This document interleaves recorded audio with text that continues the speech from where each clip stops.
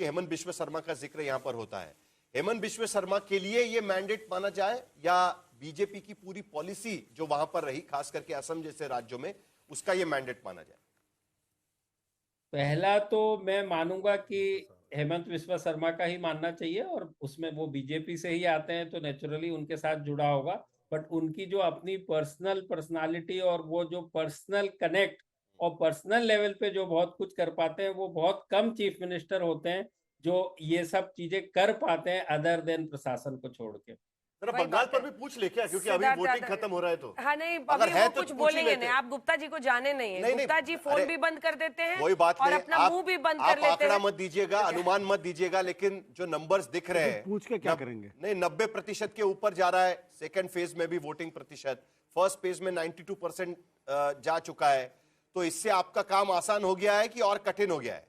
इसका तो जवाब दे सकते हैं। नहीं, बंगाल की जहां तक बात है, मैंने पहले भी बताया था दूसरी जगहों पे कि हमने फर्स्ट फेज में कोशिश करी, 60 से 70% लोगों ने बात ही नहीं की, मुंह ही नहीं खोला, और करीब 20 से 30% लोगों ने बताया।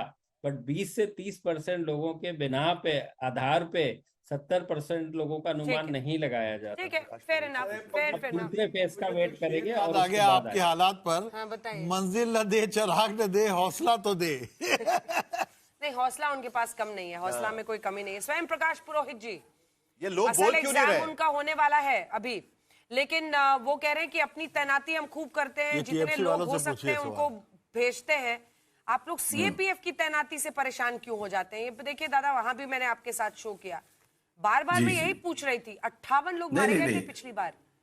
जी। इसका तो स्वागत होना चाहिए कि अगर इस तरह की हिंसा रुकी है इस बार, अभी तक तो कोई अप्रिय घटना की खबर नहीं है। ये घटना एक मैं आपको बता देता हूं, ये एक व्यक्ति है, ये आप पता कर लीजिए अपनी टीम से कि ये अभिषेक बनर्जी ने ट्वीट भी किया है कि इनके नेतृत्व में ये जो बीएसएफ, ये जो सीएपी, ये जो केंद्रीय वाहिनी है, इनकी जो टीम आई हुई है, इन्होंने वोट देने जाते वक्त ये बुजुर्ग व्यक्ति, बीमार व्यक्ति अपने हाथ से चल भी नहीं पाता है, वो अपने बेटे के साथ वोट देने जा रहा था, उसको धक्का उक्का दिया और ये व्यक्ति घर पहुंचने के पहले मर गया।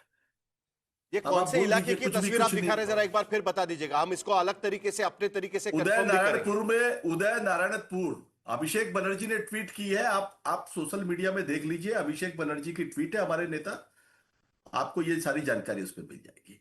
मैं खुद वोट देने गया था आज सुबह में, मुझे याद है, मैं खुद वोट देने गया था। मेरे बारे में अंजना जी उस दिन हवा में हम लोग कार्यक्रम कर रहे थे, मेरा शॉल थोड़ा उड़ने की वजह से इन्होंने मुझे सहायता की।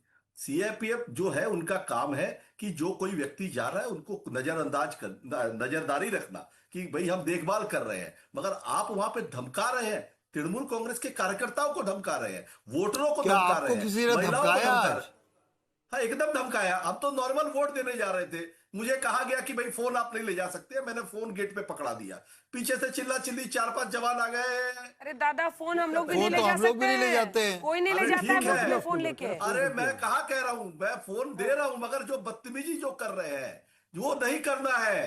अरे भाई, रविंद्र कहा कि मेरा पोलिंग स्टेशन कौन सा पता है? जोड़ा साकू में रविंद्रनाथ टैगोर का जो घर है वो मेरा पोलिंग स्टेशन, वहां पे बूथ पे मैं वोट देने जा रहा हूं, और उस जगह पर खड़ा होकर बंदूक लेकर के वो खड़ा है और वो आदमी इस तरह से बदतमीजी महिलाओं से कर रहा है, तो उसका तो मैं प्रत्यक्ष खुद मैंने देखा है और मैंने खुद प्रतिवाद दादा किया जरा है। एक बात का जवाब इसका भी ठीक है दे सर, दीजिएगा। आप अपनी प्रदीप तरफ गुप्ता से अभी आरोप बोल रहे लगा थे रहे हैं, यहाँ एक सेकंड रुक पर। जाइए, अपना नहीं, आरोप आरोप इसलिए लगा रहे हैं, है। लेकिन इतना ही कहेंगे दादा, आपको सुनिए कि यही आर्म फोर्सेस ना वहां पर दम लगा के पूरी तरह से तैनात है, और 58 मौतें जो पिछली बार हुई थी, वो एक केस आप बता रहे हैं, हम उसका छानबीन कर रहे हैं। आपके नेता ने ट्वीट किया, वो भी हम बता रहे हैं दर्शकों को, आपको हमने पूरा बताने दिया, लेकिन इसके अलावा कोई अप्रिय घटना नहीं हुई है। तो कहीं पर तो जहां क्रेडिट ड्यू हो देनी चाहिए। अगर मौतें नहीं हो रही है, अगर हिंसा नहीं हो रहा है, तो you should salute that, you should salute मेरी दैट। बात सुनिए, नहीं एकदम ठीक है, बहुत अच्छी बात है, हिंसा नहीं हुई है, आपके हिसाब से हिंसा नहीं हुई है, डरा दिया गया है, धमका दिया गया है, कार्यकर्ताओं को रोक दिया गया है, बैनर हटा दिए गए, मोदी जी के बैनर लगेंगे, ममता दीदी के नहीं लगेंगे। अरे हम क्योंकि हत्या ये की चुनाव बात कर रहे हैं सर, नहीं, ये सच्चाई हत्या की बात कर रहे है, हैं। ये सच्चाई। हम हमारे मौतों नेत्री की का बात बयान कर सुन रहे हैं। लीजिए ना, ममता बनर्जी का बयान सुन लीजिए, मैं स्वयं प्रकाश पुरोहित की सिद्धार्थ बात यादव मत जी, दादा इसका दादा जवाब दादा बस एक सवाल आपसे ये है, एक सवाल आपसे दादा ये है, अगर सीए सेंट्रल फोर्सेस के जवानों ने लोगों को डराया, धमकाया, रोका, तो उसके बाद इतना रिकॉर्ड टूट कैसे गया वोटिंग का? नहीं, रिकॉर्ड टूटने की वजह है 84 बंगाल के अंदर में लोग जागरूक है राजनीतिक। 84% 85% की पोलिंग होती थी, मरे हुए वोटरों के नाम छाट दिए गए। 90 लाख लोगों के नाम काटने के बाद जो बचता है माल, उसमें से आप परसेंटेज करेंगे ना। आप नंबर ऑफ वोटर्स की बात करिए, एब्सोल्यूट नंबर में, एब्सोल्यूट नंबर में स्वयं प्रकाश पुरोहित जी नंबर, आप नंबर समझ लीजिए। स्वयं प्रकाश जी नंबर समझ लीजिएगा। फेज आपके 1 सामने में नंबर बता रहे हैं। 19 लाख मतदाताओं ने ज्यादा मतदान किया हुआ है 2021 के मुकाबले, और अब तक जो आंकड़े आए हैं उसके मुताबिक 27 लाख सेकंड आवाज वोटों नीचे कीजिए। पुरोहित जी, चिल्ला चिल्ली क्यों करना है सर? अब तो वोटिंग खत्म हो गई। अब 4 मई को रिजल्ट आना, उसके बाद से अगर जीतिएगा तो आप नाचिएगा, हम भी आपके साथ म्यूजिक बजा देंगे। देखिए, एक सेकंड नंबर्स आपको बता रहे हैं, क्योंकि अभी तक जो वोटिंग आई है, कुल वोटर 2026 में 6,82,51,008 वोटर है। हम एग्जैक्ट नंबर आपको बता रहे हैं दादा, इधर उधर की बात नहीं कर रहे हैं। अभी तक 5 बजे के जो नंबर्स आए थे, 5 बजे के नंबर्स और पहले फेज के नंबर्स को मिलाकर 6,25,75,404 लोगों ने वोट किया। दोनों फेजेस का 5 बजे तक का, आज का, उस दिन का टोटल वोटिंग, यानी पिछले बार के 2024 के लोकसभा चुनाव से 20 लाख ज्यादा लोगों ने इस बार वोट डाला है, और 2021 के विधानसभा चुनाव से एब्सोल्यूट नंबर में 27 लाख ज्यादा लोगों ने वोट किया है। भयभीत लोग कैसे वोट डाल सकते हैं? भयभीत लोग कैसे वोट डाल सकते हैं? बीजेपी यही कह रही है, भय से भरोसे तक। पर मिस्टर सिद्धार्थ यादव, अब आप जवाब दीजिए। वो ये कह रहे हैं कि उनके पोस्टर्स हटा दिए, उनकी नेता ने भी कहा कि उनके पोस्टर्स हटा दिए, उनके झंडे हटा दिए, उनके लोगों को रोक दिया है। सिद्धार्थ जी,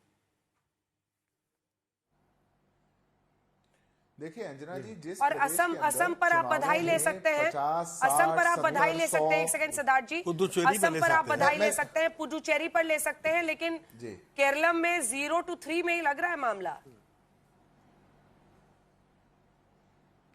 मुझे अंजना जी बस 2-2.5 मिनट का समय दीजिएगा, मैं सभी राज्यों पर जवाब दे देता हूँ। मैं पहले पश्चिम बंगाल से शुरुआत करता हूँ। थोड़ा ब्रेक करके लीजिए ना सर, 2-2.5 मिनट भाषण हो जाएगा। 100 लोगों की जल्दी होती हो वहां।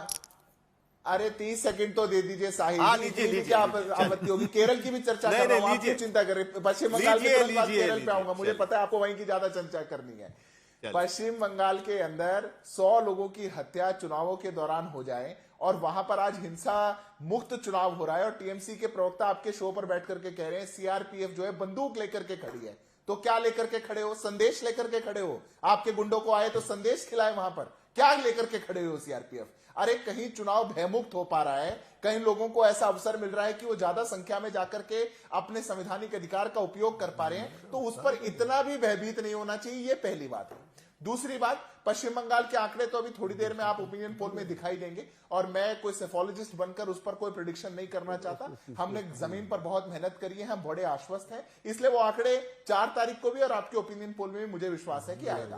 पर केरल, मुझे जानते हैं, मेरे को विश्वास है कि साहिल जी को चिंता है कि हम केरल की ज्यादा बात करें। केरल के अंदर भारतीय जनता पार्टी के लिए एक टफ ग्राउंड था, हम इससे इनकार नहीं करते, और केरल में हम बड़ी मेहनत कर रहे थे। हमारा जो वोट शेयर केरल के अंदर है वो बहुत ज्यादा बढ़ने वाला है। हम बहुत राज्यों में दुनिया के अंदर, देश के अंदर जहां चुनाव लड़ते थे, पहले हमारी सीटें नहीं आया करती थी। हम पिछले चुनाव में भी केरल में 0 सीटों पर थे, पर हम इस बार अपना खाता भी खोलेंगे, वोट शेयर को बहुत ज्यादा बढ़ाएंगे, और अच्छी निर्णायक जो एलडीएफ यूडीएफ का जो एक डिली डॉली गैंग चला करता था, हम उसको कहीं ना कहीं तोड़ने का एक प्रयास करेंगे, ऐसा विश्वास है। असम आपने दिखाया, मैं भी आशुतोष जी को सुन रहा था। केरल पर तो कह रहे हैं निराशाजनक है, बहुत निराशाजनक। जहां 0 सीट थी अब बढ़ रही है, खाता खुल रहा है, वो बहुत निराशाजनक है। पर असम के अंदर तीसरी बार 2/3 बहुमत से Bharatiya Janata party pro incumbency साबित करके अपनी सरकार बनाने जा रही है। उस पर आशुतोष जी को इतनी बेईमानी करनी है तो इतनी भी बेईमानी मत करिए। मेरा आग्रह ऐसा है कि विश्लेषण करें तो उसको ईमानदारी से तो करें। मैं 10 सेकंड ले रहा हूं अंजना जी। आप इन सभी आंकड़ों को और देश भर के चुनावों को अगर देखेंगे, एक चीज मैं स्पष्टता से कह सकता हूं, इंडिया अलायंस कहीं ना कहीं अब खत्म होता हुआ दिख रहा है। जो स्वरूप इंडिया अलायंस का चला करता था, या तो वो टूट जाएगा, नहीं तो उसको पूर्ण रूप से वापस उसका पुनर्गठन करने की आवश्यकता पड़ेगी। और एक बात और पक्की है कि उसका नेतृत्व राहुल गांधी के हाथ में नहीं होगा। जितनी आपसी फुटअव्वल, जितना लीडरशिप क्राइसिस, पर कांग्रेस तो केरल में वापसी कर रही है सिद्धार्थ यादव जी। केरल में ठीक है, लेकिन केरल में वो वापसी कर रहे हैं, तो ये एक तो +1 उनका भी हो गया ना। अपने में सर फुटे हुए नहीं, कर अंजना रहे जी आप दे दीजिए उनको +1 कुछ एंटी इनकम्बेंसी का मान लीजिए आज कहने को है, पर वो तो इंडिया अलायंस में तो दूसरे वालों को भी शामिल करके चलते थे। मैं पूरे इंडिया अलायंस की बात कर रहा हूं। आज इंडिया अलायंस का जो स्वरूप है वो कहीं ना कहीं मुझे लगता है कि बिल्कुल समाप्ति की ओर है। एक विश्लेषण मेरा और है, कम्युनिज्म हमारे देश में कम्युनिस्टों की जो सत्ता चला करती थी वो भी अब समाप्ति की ओर है। वो अपना अंतिम चरण उनका वो केरल में देखा करते थे, वो भी अब समाप्त और हो रहा है। सिद्धार्थ जी, एक देश बड़ी के अंदर इंटरेस्टिंग बात विपक्ष यही को होगी नए परिभाषित कि रूप से जैसे सामने आना पश्चिम पड़ेगा बंगाल और के जहां भीतर वैक्यूम है सामने आके खड़ा होना पड़ेगा। नहीं, जैसे पश्चिम बंगाल के भीतर कम्युनिस्ट वोट आपने ले लिए, पश्चिम बंगाल के भीतर केरल में भी आपको मौका मिलेगा अगर एलडीएफ वहां पर जाती है तो। हालांकि कई लोगों को लगता है कि वो इतने जल्दी नहीं जाएंगे, तो हो सकता है कि वो भी हो।